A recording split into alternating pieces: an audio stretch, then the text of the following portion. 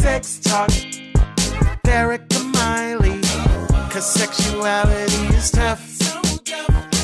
And okay, sex just isn't good enough, no. Sex Talk with Derek and Miley. Hey folks, welcome to Sex Talk with Erica Miley. Erica Miley here. So glad to be with you all today. I am recording part 2 of my series about relationship killers. The things that we know from research, we know from, anecdotally, really, as therapists, we know what is kind of killing our relationships and making things harder. And when I talk about relationship killers, I kind of want to talk about this first. I want to make sure that I kind of address this part, that there is a ratio here that we're looking for. So Dr. John Gottman, I know I've mentioned him a lot on this podcast, but he's kind of our go-to relationship researcher, as he's discovered lots of things from interviewing and watching lots of couples. So one of the things he talks about is the magic ratio, which is 5-1, 5 positive interactions to 1 negative interaction. Now, that doesn't mean necessarily that you are shooting for that for the day, and you have to be perfect at it. No, not at all. So what you're shooting for is throughout the day, you might go 5-1, 8-1, 2-8. The ratio is going to change all day long. It's just aiming for more positive interactions to lower numbers in negative interactions. And these negative interactions, he has his wonderful, dramatic sounding, he calls them the 4 horsemen of the apocalypse. Very biblical sounding. When in reality, what he's trying to describe in these 4 different types of communication and negative communication killers is that these are the biggest impact. These types of negative interactions have the biggest impact, and are the biggest predictors of relationship failure. So I really want to go at each one of these individually. That's why I really wanted to do a series. So the first episode that I released was all about contempt, because it is probably the biggest predictor of a relationship ending, because it really is that sarcasm, the eye roll, that I really don't care about your opinion on whatever you're fighting about. Today's episode is about criticism. Criticism is different in that usually this is based on a specific behavior. So they criticize a specific behavior that maybe attacks the character of a person, or it can be even less innocuous than that. So I'll give you a couple minor examples of this. Why do you always leave the underwear on the floor? Always. Why do you never pick up after yourself? I tried to give you 2 clear examples that also contain the language that often follows criticism, which is language that creates a black and white. So backs a person into a corner. Language that says, oh, I can't get out of this, makes the person feel defensive immediately, because how do you argue with always or never? It's a very difficult thing to argue with, because it doesn't give you any other flexibility of an answer. So back to the underwear. This example in particular I'm using because oftentimes we fight about, big surprise, nothing. We fight about these small things like the underwear, the dishes, the leaving the keys somewhere, or knocking over something or making a mess, or we mostly fight about nothing, even though many of our issues come from some of the other resentments that we have that we're not willing to talk about at the time. Criticism can also sound like really criticizing someone's behavior. Like, say you're out with someone and you are on a date or you're out at a restaurant and you criticize what or how that person is eating, or you ask them to take their elbows off the table or whatever the case may be. That criticism is judging a specific behavior and has that kind of underlying tone of voice of attacking the character of a person.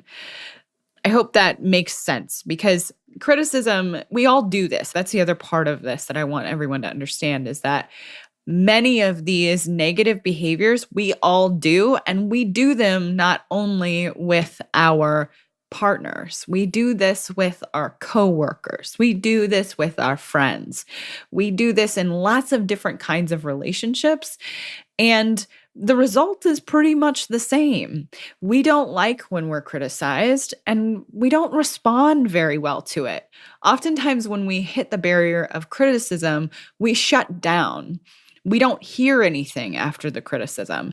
That's part of the reason why political debates on Facebook don't work because it is about criticism and being critical of one side, being critical of the other.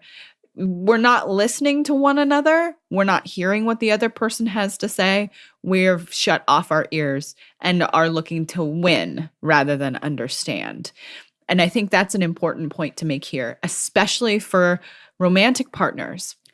Oftentimes in fights or conflicts, we will do things to win rather than try to reach compromise could be a word for it. But more than anything, it's putting the relationship and the importance of the relationship before the importance of winning. This is a hard thing to do. What I'm saying is very difficult to do, to slow yourself down, to be able to not focus on trying to get your point across to win. So one of the things that I know I've talked about on this podcast, but I encourage my couples to do all the time is to take that 20-minute break because you do need it physiologically. You absolutely need it to walk away for 20 minutes, do not pursue each other, and give your physical body time to calm down. Then come back to the conversation and put the relationship first while you're trying to repair, saying, okay, I'm going to take responsibility for my end, and I'm also going to express to you how I feel. I hope that makes it a little clearer. Now, that being said, I want to talk specifically about the antidote to criticism. So, criticism, one of the things that you can do to really kind of put a pin in it or to almost like, let air out of that balloon is to complain without blaming the other person, if that can make sense. Now, what that can look like is, I'll give you a specific example.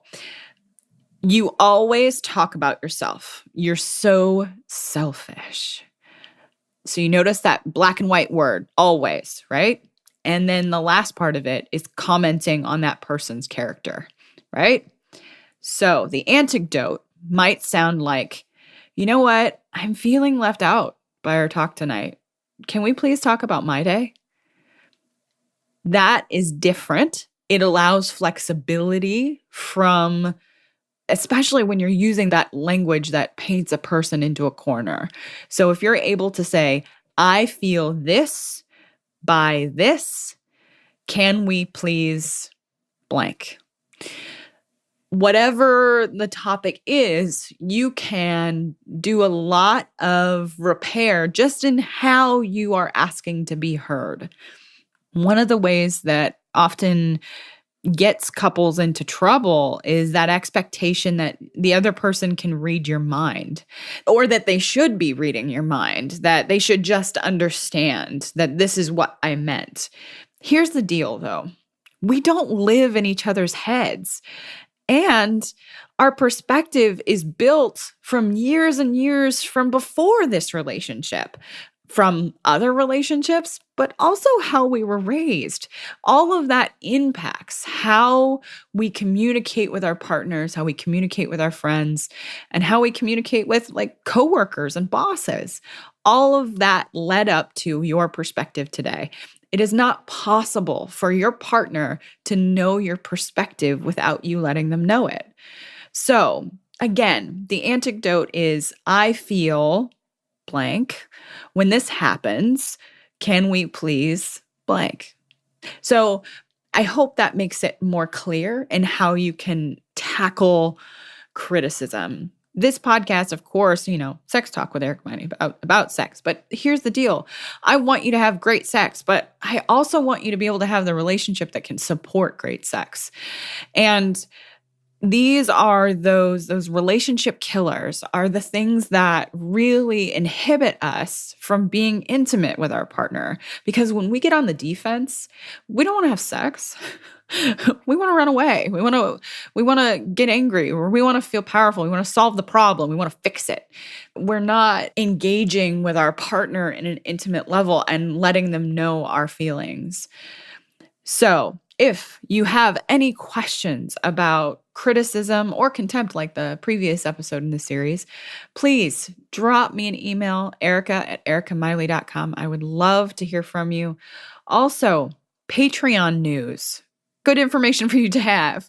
So our Patreon is live. I have lots of fun benefits for all of you. For those of you who decide that, oh, I listen to this podcast all the time. I want to kick her a little bit of something to make sure that I can keep creating this content, which I probably would do anyway. But it would sure make our lives easier. And I want to bring you some really cool guests, and I want to continue to give you as much value as I possibly can.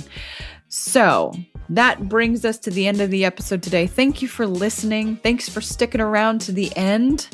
And I will see you all next time. Thanks for listening, folks. Please rate and review on iTunes. That helps this podcast get found. If you leave a 5-star review, let me know about it on any social media, and I'll shout you out on the podcast. You can find my website at ericamiley.com. You can find me on Facebook, the Gram, and Twitter. See y'all next time.